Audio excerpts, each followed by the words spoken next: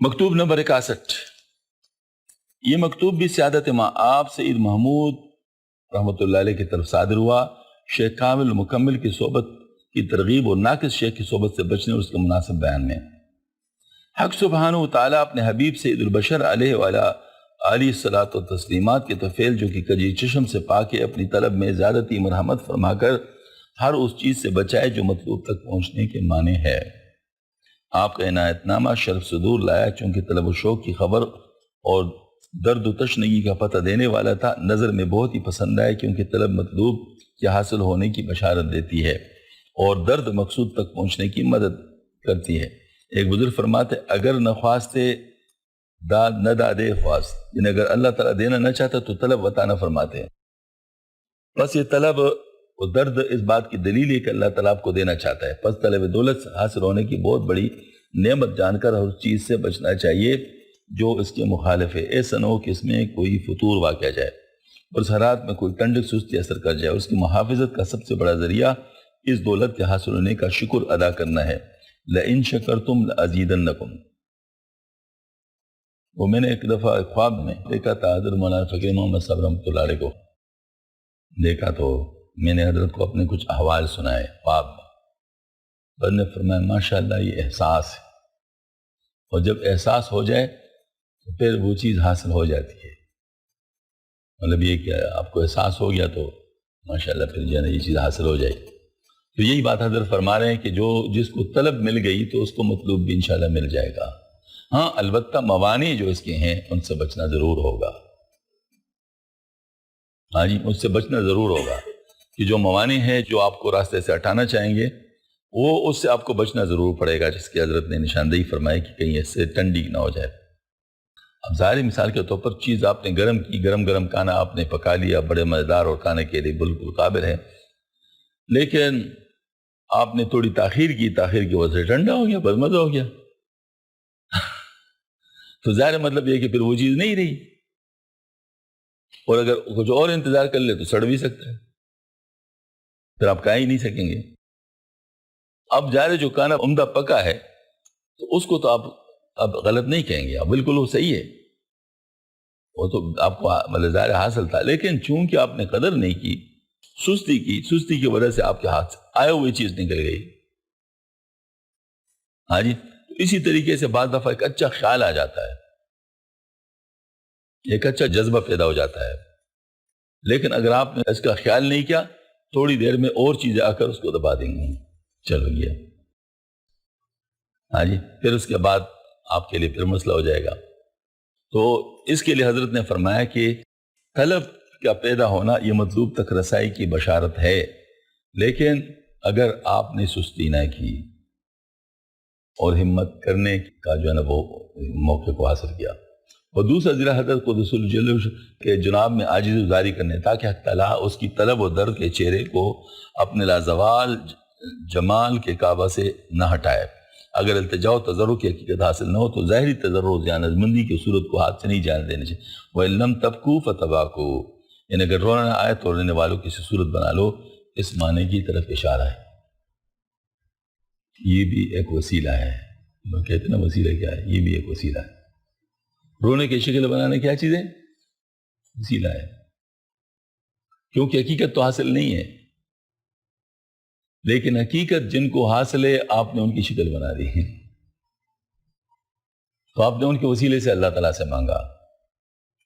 خود آپ نہیں روئے، لیکن جو رو رہے ہیں ان کی طرح آپ اپنے آپ کو ظاہر کر رہے ہیں، تو اللہ تعالیٰ کو یہ بھی پسند ہے، اللہ تعالیٰ کو یہ بھی پسند ہے۔ اس کی وجہ یہ کہ رونا آنا غیر اختیاری ہے، لیکن رونے کی شکل بنانا اختیاری ہے۔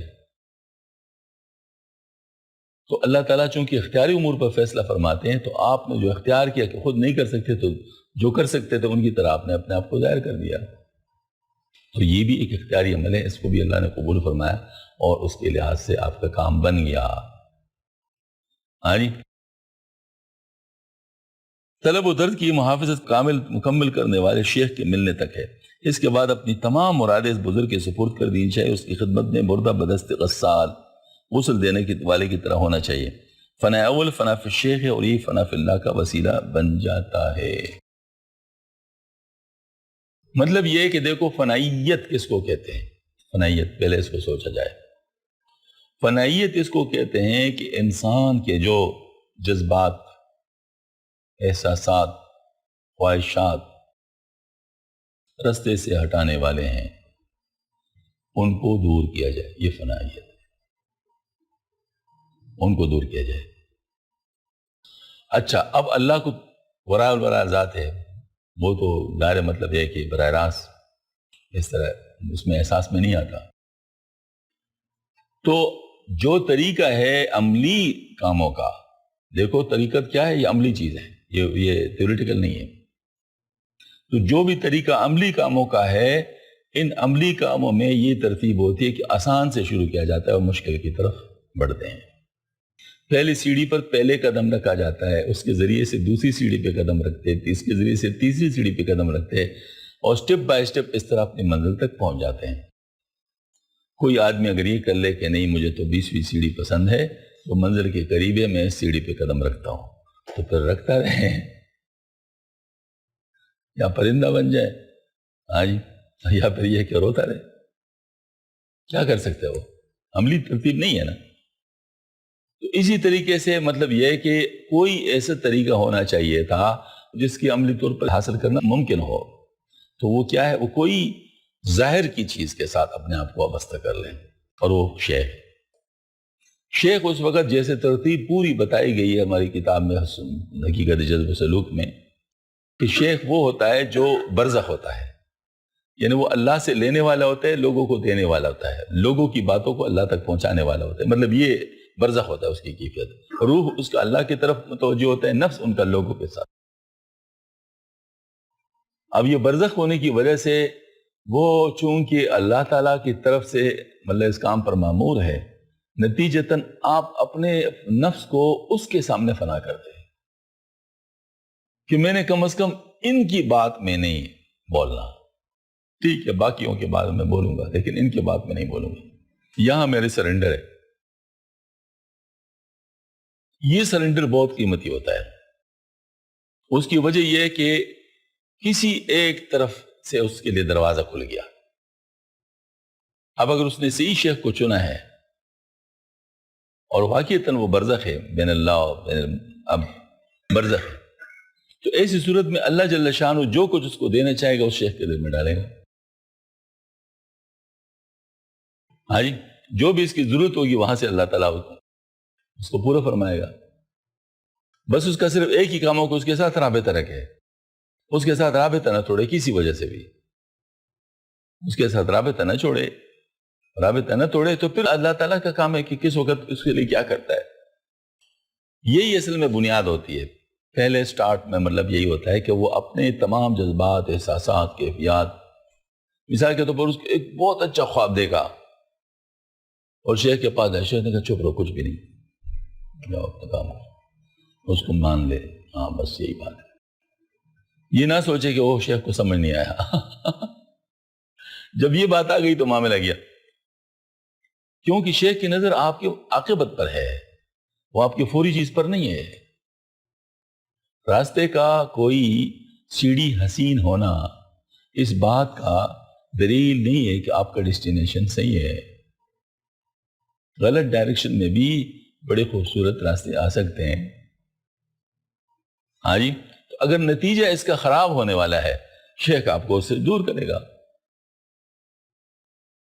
حضرت کے سامنے میں نے کچھ اپنے حوالے بتایا، حضرت نے فوراً دور کرو یہ راستے کے گیل تماشے ہیں۔ وہ حضرت نے کچھ اس انداز سے فرمایا کہ میرے ذہن سے ہی ساری چیزیں ختم ہو گئی، مطلب وہ چیزیں گئی، یہ کشفیات کی اور پتہ نہیں کیا کیا چیزیں، یہ راستے کے گیل تماشے ہیں، ان کے پیچھے نہیں جانا چاہیے۔ تو بہرحال یہ ہے کہ ان حضرات کی اس پر نظر ہوتی ہے۔ ہاں جی، حضرت تانوی ہم سب کو جو لوگ بہت خواب سناتے پر میں نشبم نشب پرستم کی حدیث خواب گویم، من ہم از آفتاب ہوں از آفتاب گویم، نہ میں رات ہوں نہ میں رات کے پیچھے چلنے والا ہوں، میں تو سورج دن کے ساتھ ہوں، اب میں دن کی باتیں کرتا ہوں، دن کی باتیں کرو راتوں کی باتیں نہ کرو۔ بہت آسانی کے ساتھ ٹال دیتے کیونکہ لوگ اس میں لٹکے رہتے ہیں۔ لوگ اس میں لٹکے رہتے ہیں اور جو ہے نا اپنا وقت ضائع کر رہے ہوتے ہیں. بھائی عمل کی بات کرو. میں نے خواب میں مفتی محمود صاحب کو دیکھا, تسلیم الحق صاحب رحمۃ اللہ کے ساتھ بیٹھا تھا. میں نے کہا میں نے خواب میں مفتی محمود صاحب کو دیکھا, اور میں نے جاگتے میں دیکھا ہے. تو بات تو صحیح تھی, حضرت نے ان کو جاگتے میں تو دیکھا تھا, میں نے جاگتے میں دیکھا. مقصد یہ ہے کہ یہ جو بات ہوتی ہے مطلب خوابوں کی, اس میں انسان واقعی بن سکتا ہے. تو اگر کسی شے کا دل میں اس کے بارے میں یہ ہے کہ بھئی اس خواب میں پنس رہا ہے, اور اس کو کوئی اچھا خواب اور اس کو اس سے ایک طرف کر لے تو اس کے فائدے کی بات ہے. حضرت گنگوئی رحمۃ اللہ علیہ کے پاس ایک مرید آیا. انہوں نے کہا کہ حضرت مجھے کچھ روشنیاں محسوس ہو رہی ہیں اور کچھ مطلب یہ ہے کہ آوازیں بھی آ رہی ہیں, تو ایسا ہے ایسا ہے. تو حضرت نے فرمایا بات سنو, آج سے جتنا بھی ذکر میں نے دیا ہے نا اس کو چھوڑ دو فی الحال, جب تک میں نہ کہوں. فرض نماز پڑھو, کھانا ذرا عمدہ کھا لیا کرو, تھوڑا سا سیر تفریح بھی کر لیا کرو. ہاں جی. تو یہ کرو. ان کو خیال آیا کہ حضرت کو میرے ساتھ حسد ہو گیا کہ دیکھو مجھے اتنی کیفیات مل رہی ہیں تو مجھے اس سے ہٹا رہے ہیں. تو اس نے اپنے آپ کو تبدیل نہیں کیا, وہ چیزیں چلتی رہیں جو ذکر تھا. دوسری چیزیں تھی. ایک ہفتہ کے بعد پاگل ہو کے جنگل میں چلا گیا. ہاں جی, اپنے کپڑے پاڑ ڈالے اور بس جو ہے نا وہ جنگل میں چلا گیا. حضرت کو اطلاع ہو گیا, فرمایا اوہو کاش اس کو کوئی سمجھاتا. مجھے اندازہ ہو گیا تھا کہ اس کے دماغ میں خشکی آ گئی ہے,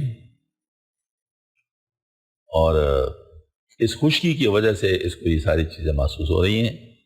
تو میں نے اس وقت کہا کہ بھئی ذکر اذکار چھوڑ دو, کیونکہ ذکر اذکار سے اس کو فائدہ نہیں ہوتا, وہ اس کو بزرگی چڑھ رہی تھی.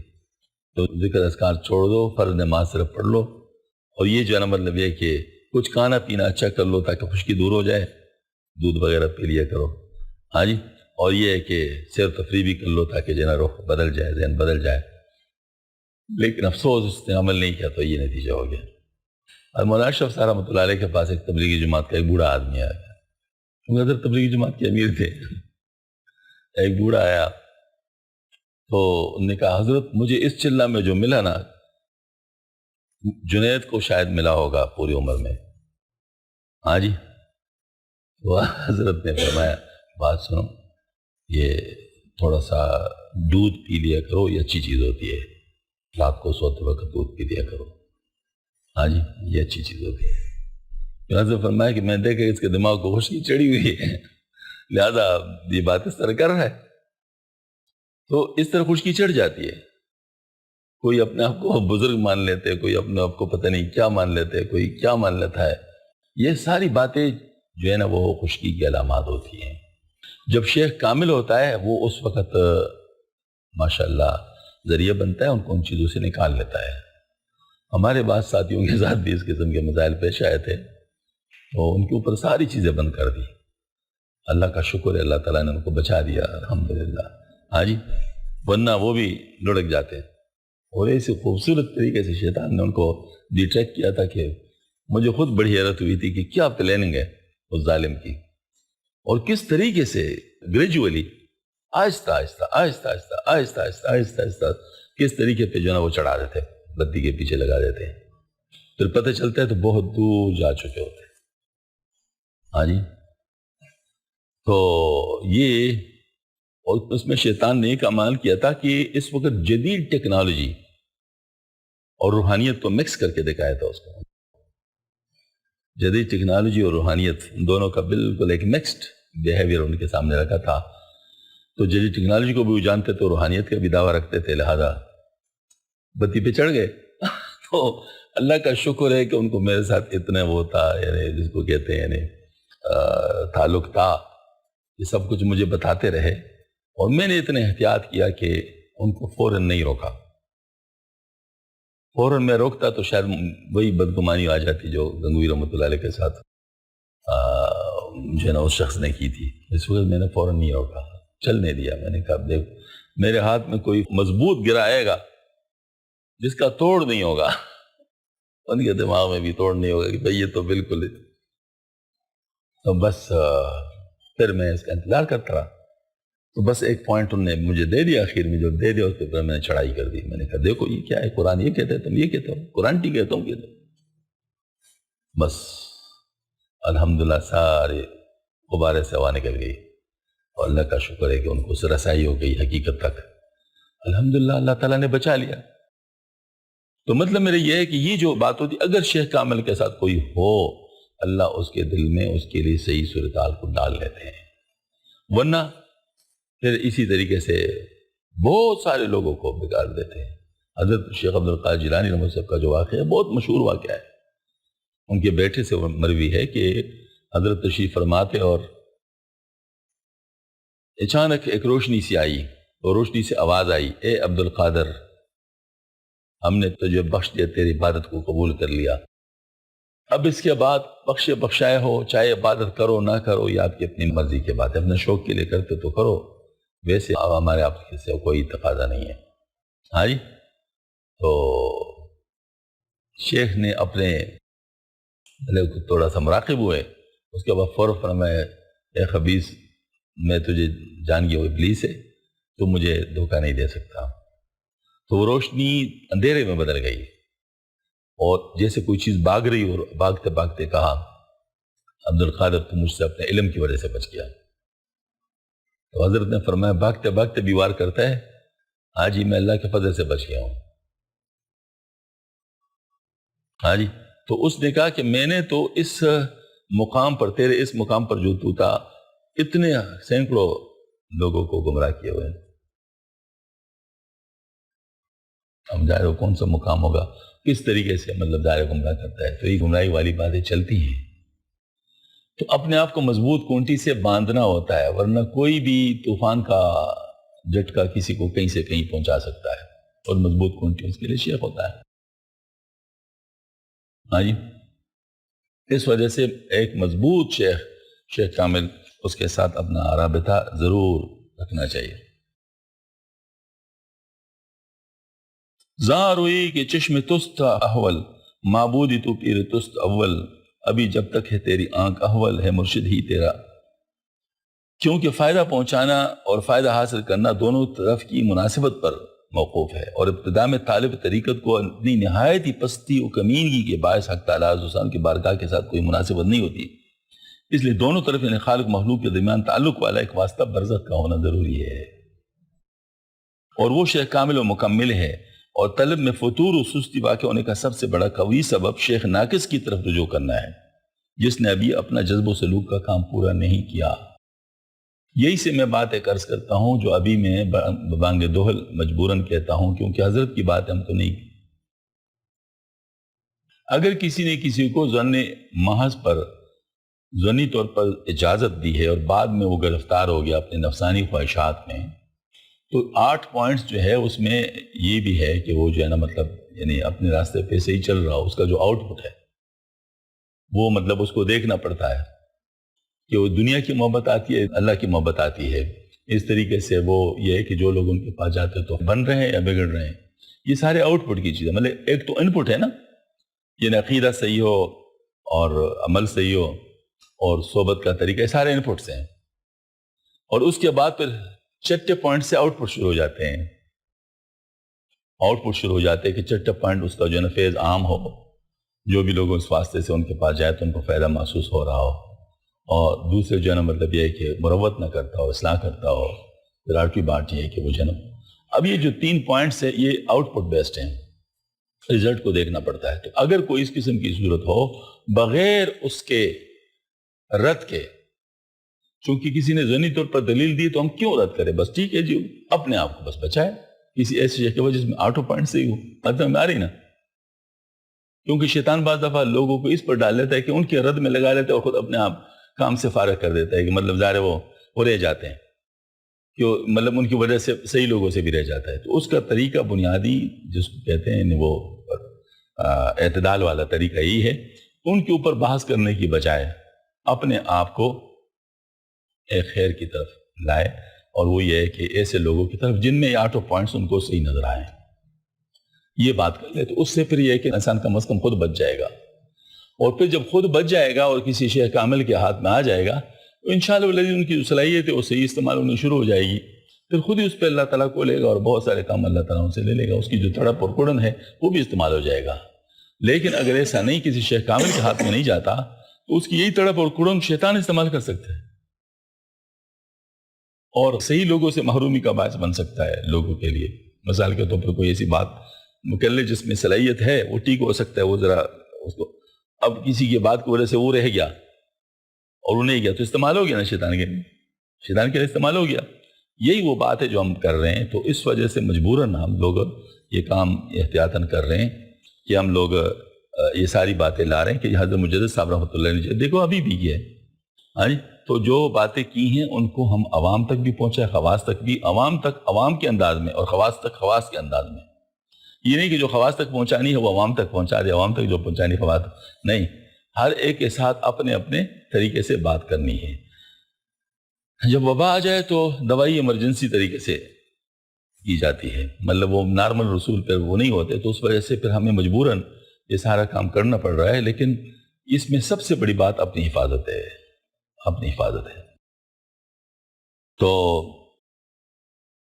ناقص شیخ کی طرف رجوع کرنا ہے، جس نے ابھی جذبہ و سلوک کا کام پورا نہیں کیا، وہ شیخ پیری کے مسند پر بیٹھ گیا، اس کی صحبت طالب کے لیے ظاہر قاتل ہے۔ اصل میں گزشتہ اور جس کو کہتے ہیں ٹرانزیشن سے مسئلہ ہوتا ہے، ٹرانزیشن میں یہ ہے کہ گزشتہ لوگوں میں حیا کا مرتبہ تھا، وہ جس وقت ان کو اجازت مل جاتی تو حیا کی وجہ سے اگر ان کو چیز حاصل نہیں ہوتی تو وہ چپ کے حاصل کرنا شروع کر لیتے۔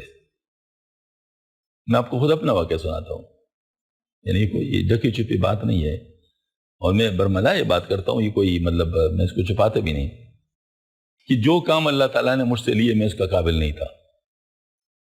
مثلا میراث کا جو کام ہے، جو فلکیات کا کام ہے، ہاں، یا ابھی موجودہ تصوف کا جو کام ہے، جو یہ سب چیزیں جو اللہ پاک نے لی ہیں، مجھے اللہ تعالیٰ نے اس کی طرف پہنچا دیا۔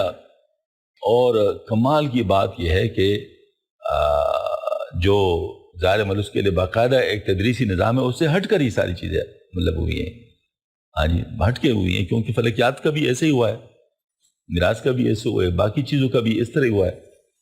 وہ اصل میں بات یہ تھی کہ یہ فلکیات کے میرے ساتھ یہ ہوا کہ دیکھ قدرتی طور پہ حالات کیسے بنتے ہیں۔ نمازوں کے اوقات کے نقشے میں بہت عرصے سے اس کے بارے میں سوچتا تھا کہ نمازوں کے اوقات کے نقشے ہونے چاہیے، اس میں اگر نہ ہو تو یہ ہو، تو میں لوگوں کے نقشے پڑھ کے اپنے ٹائم یاد کر رکھتا تھا اسٹوڈنٹشپ کے دوران، اس وجہ سے ان کو یاد رکھتا تھا اور پہ عمل کرتا تھا، اور دوسروں کو بھی بتاتا تھا۔ اس وقت میرا کام یہ تھا۔ پھر بعد میں جب مجھے پتہ چلا کہ یہ کام بہت ضروری ہے تو کمپیوٹر پروگرامنگ کی طرف چلا گیا، پھر اس کے لوگوں تک رسائی ہو گئی، اس سے پھر صحیح نقشے بنانے لگا، پھر مشاہدات ہوئے، پھر اس سے یہ ساری چیزیں ہو گئی۔ اچھا، نقشے بنانا فلکیات کا ایک جز ہے، کل تو نہیں ہے نا، مطلب ایک جز ہے، بس ٹھیک ہے جی، نقشہ آپ نے بنا لیا تو کون سا فلکیات کے ماہر بن گئے، ہاں جی۔ اس کے بعد پھر قبلہ والی باتیں آ گئی تو قبلہ بھی ایک جز ہے۔ پھر اس کے بعد جو ہے نا مطلب وہ جو روئے تلال کے جو مسائل اللہ تعالیٰ نے، اور میں کمال کی بات ہے کہ میں نے روئے تلال کے بارے میں کام کرنے سے انکار کر دیا تھا، لیکن لوگوں نے مجھے کنونس کر دیا کہ نہیں آپ نے یہ کام کرنا ہے، اس میں یہ وجہ اور یہ وجہ، کام اللہ تعالیٰ۔ اب اس کے بعد میں ماہر فلکیات مشہور ہو گیا، لوگ کہنے لگے ماہر فلکیات فلاں، ماہر فلکیات۔ میں اپنے آپ میں شرمندہ ہوتا ہے کہ تو کہاں سے ماہر فلکیات بن بیٹا؟ بھائی صرف 3 کام تو کر چکا ہے، فلکیات مطلب جو ہے نا وہ نمازوں کے اوقات کا حساب کر رہے ہو، قبلہ کا حساب کر رہے ہو، اور یہ روئے تلال کے بارے میں تھوڑی معلومات آپ نے حاصل کی، تو ماہر فلکیات تو نہیں بنانا، تو ماہر فلکیات تو نہیں ہے۔ تو پھر یوں کیا کہ میں نے چپکے سی ڈیز کے ذریعے سے اور نیٹ کے ذریعے سے اور پتہ نہیں کس کے ذریعے سے وہ تمام معلومات حاصل کرنے کی کوشش کی، اور اللہ کا شکر الحمدللہ کہ پھر اللہ پاک نے یہ کام بھی لے لیا، فلکیات کی کتاب بھی آ گئی ہو، اور یہ مطلب یہ ہے کہ اب فلکیات کے لیے ایک ریفرنس بک بن گیا۔ تو اب یہ جو میں عرض کرتا ہوں یہ سب چیز من جانب اللہ ہو گیا، لیکن وہ میں نے آپ کو ایک پروسیس دکھانی تھی کہ دیکھو مجھے جب لوگوں نے ماہر فلکیات کہنا شروع کر لیا تو میرے اندر یہ نہیں ہوا کہ میں واقعی ماہر فلکیات ہوں، بلکہ سیکھنے کا جذبہ پیدا ہو گیا کہ میں اس کو سیکھوں واقعی، کہ اگر مجھے کوئی ماہر فلکیات کہتا ہے تو کم از کم مجھے فلکیات تو آتی ہو نا، اگر کوئی مجھ سے پوچھے تو میں اس کو جواب تو دے سکوں۔ تو چیزیں تو آج کل موجود ہے بہت ساری، ہو تو جاتی ہے، حاصل تو ہو جاتی ہیں، اسی طریقے سے میراث کی بھی بات ہے. میراث میں حساب کر رہا تھا تو میرے بھائی نے کمنٹ کیا کہ یہ صرف فن ہے، وہ علم نہیں ہے.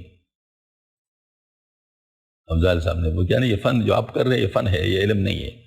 علم اس کے پیچھے ہے جو قرآن سنت سے اس کا استنباط ہے. اللہ کا شکر ہے پھر اس پہ لگ گیا الحمدللہ. اس کے ذریعے سے بھی پوری کتاب اللہ تعالیٰ نے دے دی، فہم المراث مدلل، جو آج کل علماء ماشاءاللہ اس کو پسند کرتے ہیں. مطلب فہم المراث مدلل کتاب ہے، باقاعدہ مدارس میں اس کی کیے. مقصد یہ کہ دیکھو، بجائے اس کے کہ تم ان کے ساتھ لڑو، اپنی کمی دور کرو. اگر کوئی آپ پر اعتراض کرتا ہے تو اعتراض کرنے کی کہ ہم نتیجہ یہ نہیں ہونا چاہیے کہ ہم اعتراض کرنے والوں سے لڑیں. نہیں، میں تو ایسا نہیں، مجھ میں اگر کمی تو اپنی کمی دور کر لوں. تو پہلے وقتوں میں یہ ہوتا تھا، حیا کا جذبہ ہوتا تھا. لہذا اگر کوئی کسی کو اجازت دیتا تو اس کے اندر پھر یہ جذبہ پیدا ہو جاتا کہ اب میں اس کو سیکھوں بھی، تو پھر اس کو اچھی طرح سیکھ لیتے. یہ چیز ہوتی تھی. سجادہ نشینوں کے ساتھ بھی چیزیں ہوتی رہی. اس سجادہ نشین کو اجازت دے دی، حیا کا جذبہ تھا، انہیں ماشاءاللہ کچھ کر لیا، کچھ کام جو ہے نا وہ بڑھ گیا اور کام ہو گیا، شروع ہو گیا. مقصد میرے یہ ہے اب، لیکن وقت کے ساتھ ساتھ وہ چیز نہیں رہی. اب جس کو اجازت دے دی گئی تو بس اس نے اس کو اپنا وہ سمجھ لیا کہ بس میں تو اب، اور اس کی وجہ سے پھر اپنے ساری چیزوں کو حق پر سمجھتا رہا. اپنی اصلاح کی کوشش بند ہو گئی. نتیجتاً بظاہر جو فائدہ تھا وہ فائدہ نقصان میں چلا گیا. اب اس چیز کو کلم کلا بیان کرنا آسان تو نہیں ہے، لیکن نہ بیان کرنا بھی مسئلہ ہے. کیونکہ انسٹیٹیوٹ کو ختم نہیں ہونا چاہیے، انسٹیٹیوٹ کی بیماری کو ختم ہونا چاہیے. اگر انسٹیٹیوٹ میں کچھ مسئلہ آ گیا ہے تو اس انسٹیٹیوٹ کی بیماری کو ختم کر لو. یہ نہیں کہ انسٹیٹیوٹ کو ختم کر لو، ورنہ آپ کہاں سے لائیں گے پھر دوسرے نظام؟ آپ کے پاس کیا ہے؟ ہاں، مل ایمان، مل اسلام، مل احسان. مل ایمان کا آپ کے پاس علم کلام کے ماہرین ہیں، مل اسلام کے آپ پاس کے فقہاء اور علماء ہیں. مل احسان کا جو مطلب وہ ہے ذریعہ، اس کو آپ ختم کر لیں گے، پھر کہاں سے لوگے یہ چیز؟ حکم تو ہے. تو یہ والی بات ہے کہ انسٹیٹیوٹ کو ختم نہیں کرنا چاہیے، انسٹیٹیوٹ کی بیماری کو ختم کرنا چاہیے. جو چیز تو حضرت مجدد صاحب رحمۃ اللہ یہی کہتا ہے، انسٹیٹیوٹ کی بیماری ختم کی اپنے دور میں. انسٹیٹیوٹ بیمار ہو گیا تھا نا، وحدت الوجود وحدت الشہود کے اندر جو مسائل پیدا ہو گئے تھے، بہت سارے مسائل تھے. حضرت نے ماشاءاللہ بڑی حکمت و بصیرت کے ساتھ مسلسل کام کر کے الحمدللہ ایک بہت بڑا تجدید کارنامہ سر انجام دیا، اور الحمدللہ حالات برائی سے اچائی کی طرف آ گئے. اب جو ہم حضرت کی کتابوں سے لے رہے ہیں تو یہ بھی وہی چیز ہے نا، حضرت کا تجدیدی کارنامہ ہے.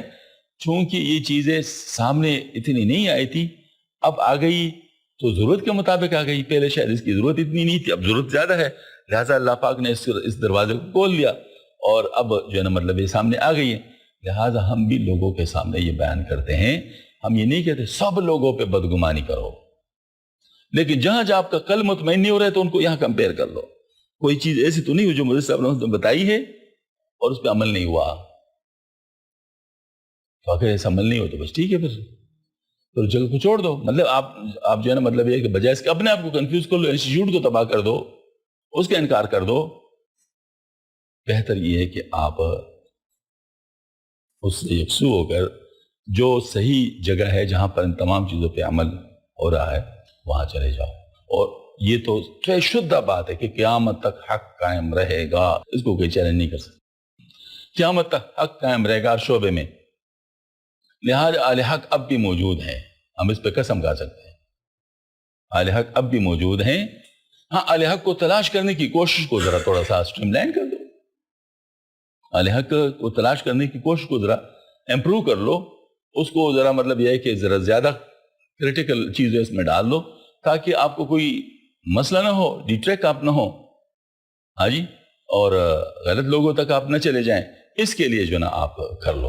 ورنہ صحیح بات میں عرض کرتا ہوں، جہاں جہاں مسائل ہوئے میں نام نہیں لیتا، جہاں جہاں مسائل ہوئے وہاں پر مجدد صاحب رحمۃ اللہ علیہ کے تعلیمات کے مطابق پورا عمل نہیں ہو سکا، چاہے اچھی گمان کے ساتھ کیوں نہ ہو. ان کے اوپر ہم بدزنی نہیں کریں گے جن نے کیا، انہوں نے ایک اچھی گمان کے ساتھ کیا، لیکن ہمیں اپنی حفاظت عزیز ہے. اگر کوئی انسپیکٹر اچھے گمان پر کسی کو لائسنس دے دے اور وہ لائسنس کا قابل نہ ہو اور اسے آگے ایکسیڈنٹ ہو جائے، تو صحیح بات یہ ہے کہ کرنا تو نہیں چاہیے تھا اس کو اس طرح، لیکن شاید اس کے ذہن میں جو تھا وہ اس کے مطابق وہ کافی تھا، کیونکہ پورے ٹیسٹ تو کوئی بھی نہیں لے سکتا۔ ہاں جی، تو وہ یہ والی بات ہے کہ وہ، لیکن بہرحال اگر ایسا ہے تو کم از کم اپنے آپ کو اس سے بچا تو لو۔ تو یہ ضروری باتیں ہیں، ہم لوگوں کو ان چیز میں آنا چاہیے۔ اچھا، فرمایا کہ جس سے ابھی جذبہ اور شیخ پیر کی مسند پہ بیٹھ گیا، اس کی صحبت طالب کے لیے ظاہر قاتل ہے، اور اس کی طرف رجوع کرنا مہلک مرض ہے۔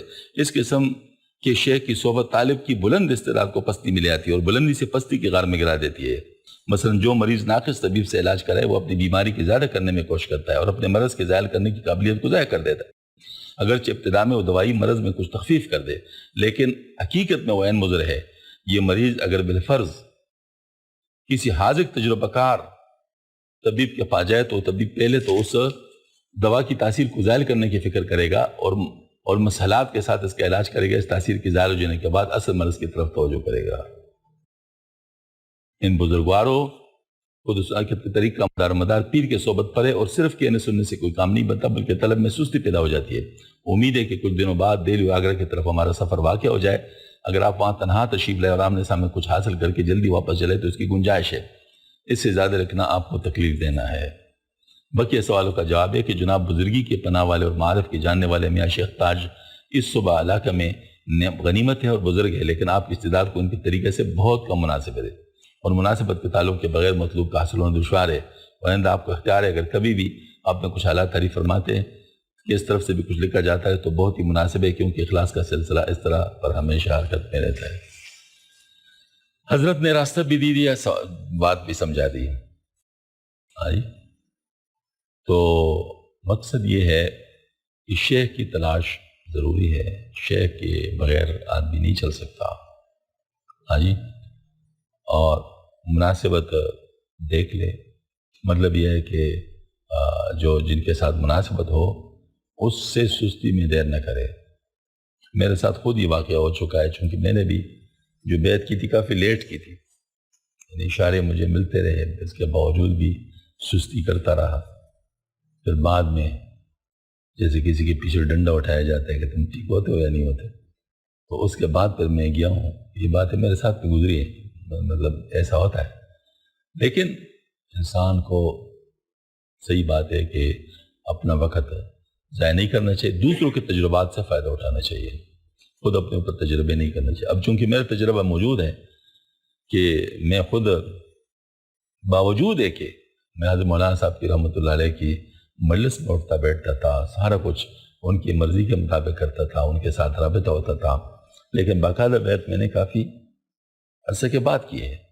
تو اس کا مطلب یہ ہے کہ ایسا ہو سکتا ہے، ناممکن نہیں ہے، لیکن ایسا ہونا نہیں چاہیے۔